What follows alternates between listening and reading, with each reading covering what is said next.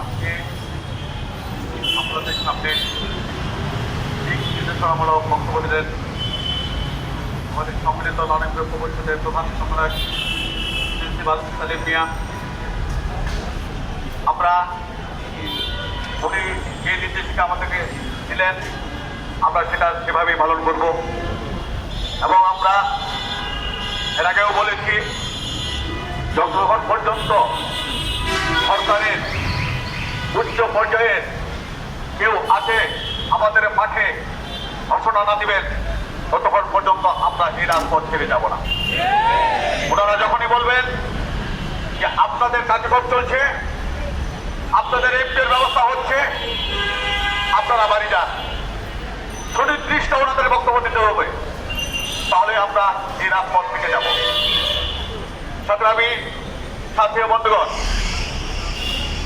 আমরা বলেছি স্বীকৃতি যার এমপিও তার, স্বীকৃতি একমাত্র নীতিমালা, আর কোনো কিছু হতে পারে না।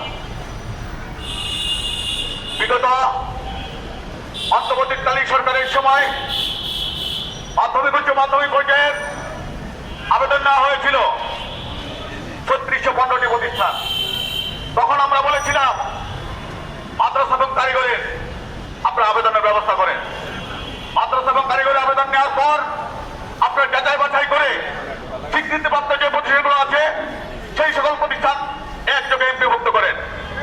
আমরা এই সরকারের কাছেও আবেদন জানাচ্ছি যে সকল মাধ্যমিক উচ্চ মাধ্যমিকে আবেদন নেওয়া হয়ে গেছে এটা পর্যালোচনা করে মাদ্রাসা এবং কারিগরের আবেদন নেন, আবেদন নিয়ে স্বীকৃতিপ্রাপ্ত যতগুলো শিক্ষা প্রতিষ্ঠান আছে একযোগে এমপিভুক্ত করেন। আমরা মাননীয় প্রধানমন্ত্রী ওনার হস্তক্ষেপ কামনা করছি। বাংলাদেশের স্বীকৃতিপ্রাপ্ত চলমান যে প্রতিষ্ঠানগুলো আছে নির্বাহী আদেশে আপনি সকল প্রতিষ্ঠান এমপি ঘোষণা করেন।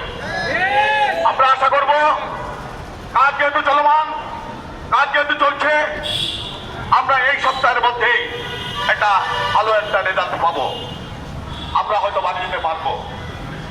আমরা তারপরে বলছি যদি আপনারা কাজকে ঢিলামি করেন, এটা যদি আপনি সময় কিল করেন, আমরা কিন্তু রাজপথ থেকে যাব না। ৬০,০০০ প্রায় ৬০,০০০ শিক্ষক কর্মচারী আমাদের নলিপ্রিয় আছে। আমরা ১,০০০ করে যদি প্রতিদিন আসি তারপরেও আমাদের ৬০ দিনেও শেষ হবে না। তাই আমরা বলতে চাই যে আপনারা অতি দ্রুত এই বৃহস্পতিবারের মধ্যেই আপনারা আমাদেরকে এমন একটা সংবাদ দিবেন যেই সংবাদের ভিত্তিতে আমরা এই রাজপথের খোলা আকাশের নিচে যে আমরা মানববন্ধন জীবনযাপন করছি সেখান থেকে আবার মানিফেস্টো দিতে পারি, এই আশা ব্যক্ত করে আমি আমার বক্তব্য শেষ করছি। ধন্যবাদ সকলকে। এবার